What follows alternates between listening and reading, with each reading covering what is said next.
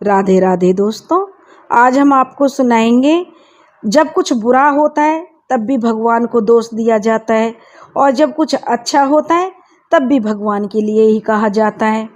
तो अगर आप हमारे चैनल पर नए हैं तो प्लीज़ हमारे चैनल को लाइक करें और सब्सक्राइब करें और शेयर करें।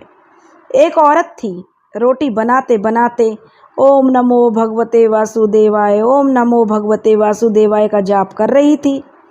अलग से पूजा का समय तो उसको बेचारी को मिलता नहीं था, इसलिए वह काम करते करते अपने भगवान का रटन करती रहती। तो बस काम करते करते ही एकाएक धड़ाम से जोरों की आवाज़ हुई और साथ में एक दर्दनाक चीख। कलेजा उसका धक से रह गया। चीख सुनकर तो वह कांप गई। जब आंगन में दौड़कर झांकी तो उसका 8 साल का बेटा चुन्नू चित पड़ा हुआ था, खून से लथपथ। उसका मन दहाड़ मार कर रोए जा रहा था, परंतु घर में उसके अलावा कोई और नहीं था, तो रोकर भी किसे बुलाती।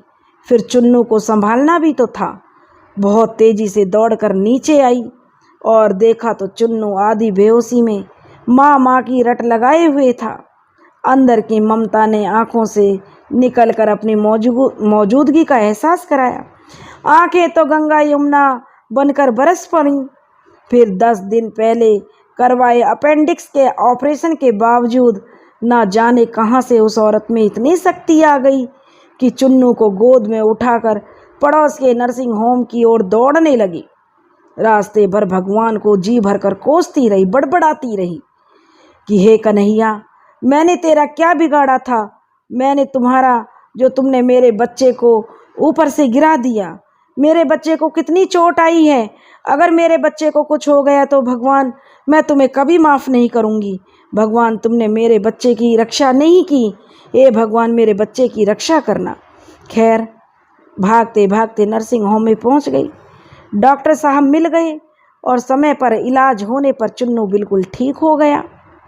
चोटें गहरी नहीं थीं, ऊपरी थीं, कोई खास परेशानी नहीं हुई। रात को घर पर जब सब टीवी देख रहे थे तब उस औरत का मन बहुत बेचैन होने लगा, भगवान से विरक्ति होने लगी। एक माँ की ममता प्रभु भक्ति को चुनौती दे रही थी। उसके दिमाग में दिन की सारी घटनाएं चलचित्र की तरह चलने लगीं।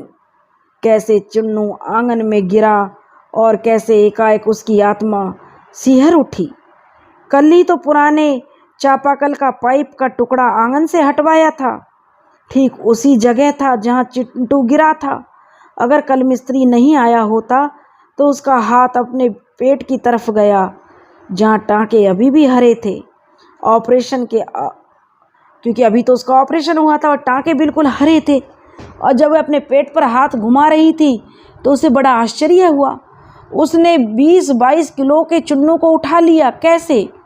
कैसे वो आधा किलोमीटर तक दौड़ती चली गई। उसे अपना बेटा बिल्कुल फूल सा हल्का लग रहा था।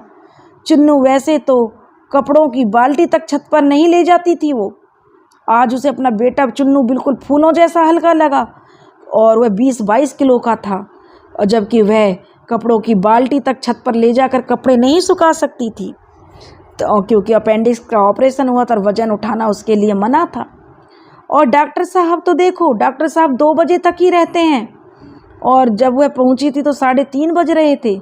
उसके जाते ही तुरंत इलाज हुआ, मानो किसी ने डॉक्टर साहब को रोक रखा था। उसका सर प्रभु के चरणों में श्रद्धा से झुक गया।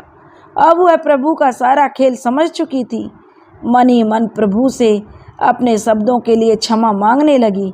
तभी टीवी पर ध्यान गया तो प्रवचन आ रहा था। प्रभु कहते हैं, मैं तुम्हारे आने वाले संकट को रोक तो नहीं सकता, लेकिन तुम्हें इतनी शक्ति दे देता हूँ कि तुम आसानी से उन्हें पार कर सको। तुम्हारी राह आसान कर देता हूँ, बस धर्म का मार्ग पर चलते रहो, धर्म के मार्ग को मत छोड़ो। उस औरत ने घर के मंदिर में झांक कर देखा तो कन्हैया जी मुस्कुरा रहे थे।